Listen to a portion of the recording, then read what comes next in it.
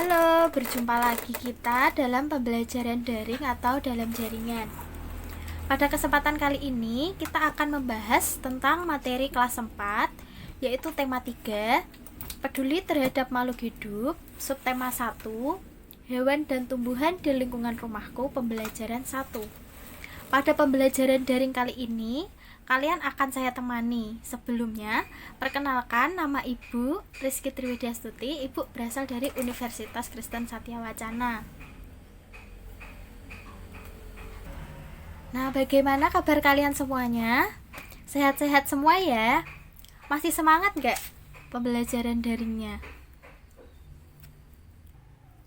Jangan lupa untuk selalu bersemangat dalam menjalani apapun yang kalian lakukan, karena dengan bersemangat maka kegiatan belajar mengajar akan terasa menyenangkan.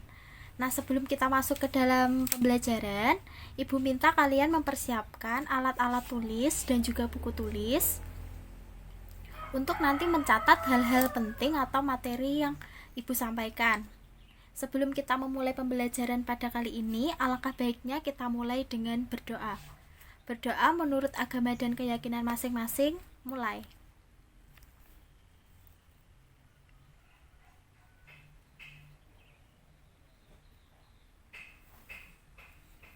Berdoa selesai. Nah, tadi kalian sudah makan apa belum sebelum mengikuti pembelajaran daring hari ini? Nah,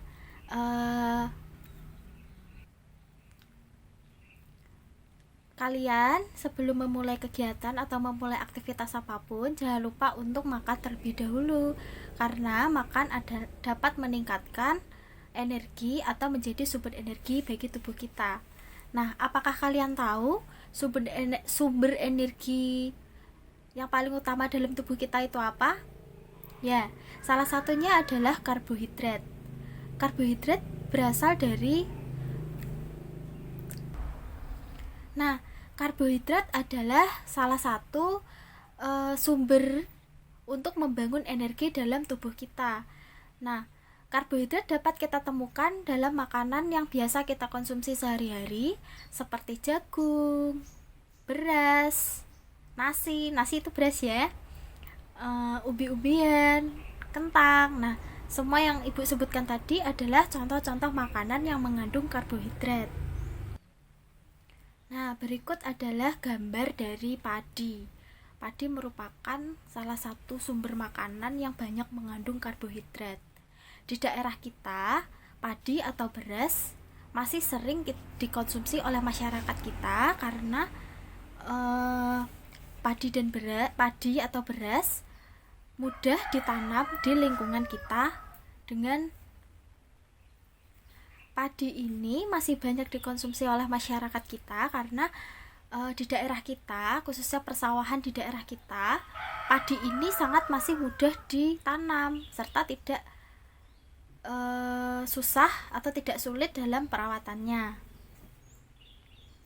Selain padi, contoh-contoh makanan pokok yang sering dikonsumsi oleh masyarakat Indonesia antara lain ada jagung, yang biasa dibikin sebagai nasi jagung yang ada di pasar itu.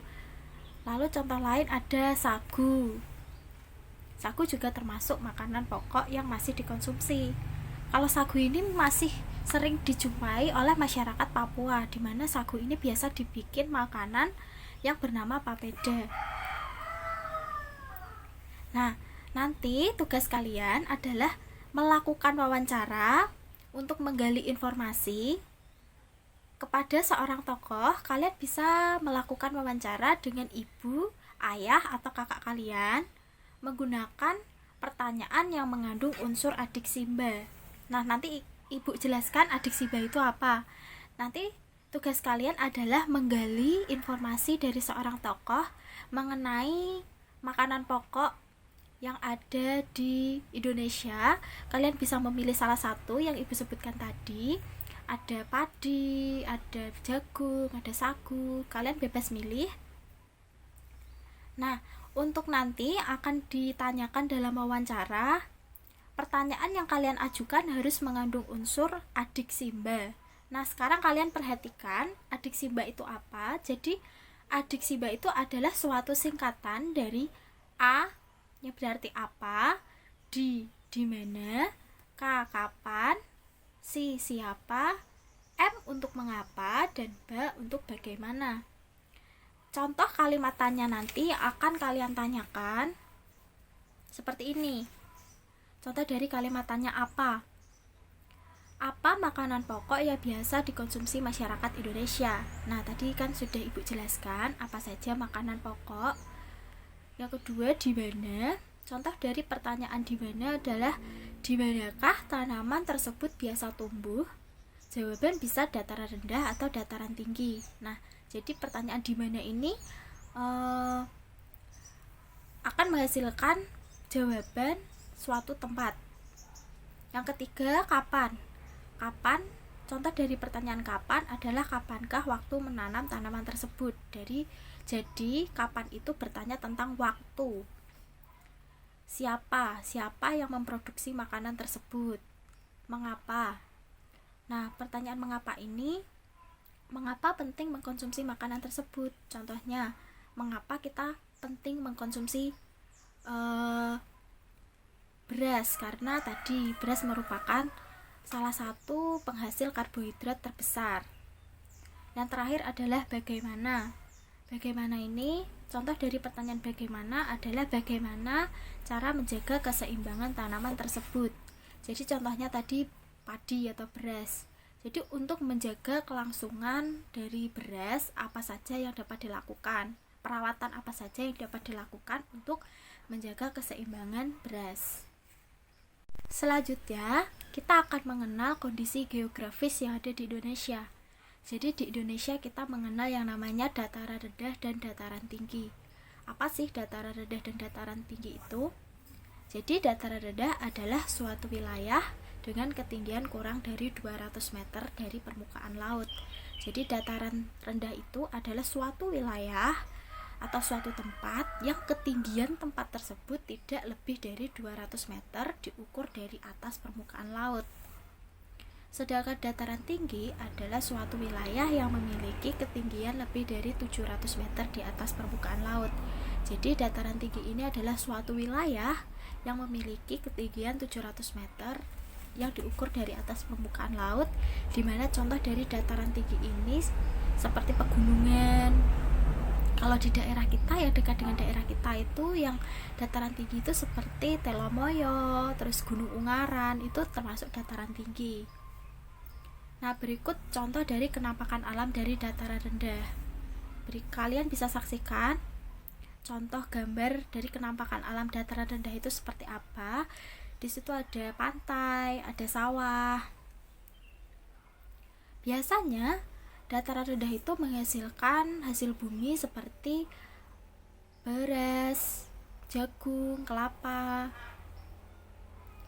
Nah, sedangkan dataran tinggi menghasilkan hasil bumi seperti kentang dan sayur mayur seperti wortel, kol, dan juga beberapa jenis buah-buahan yang bisa ditanam di dataran tinggi atau yang bisa hidup di wilayah dingin seperti stroberi dan juga anggur.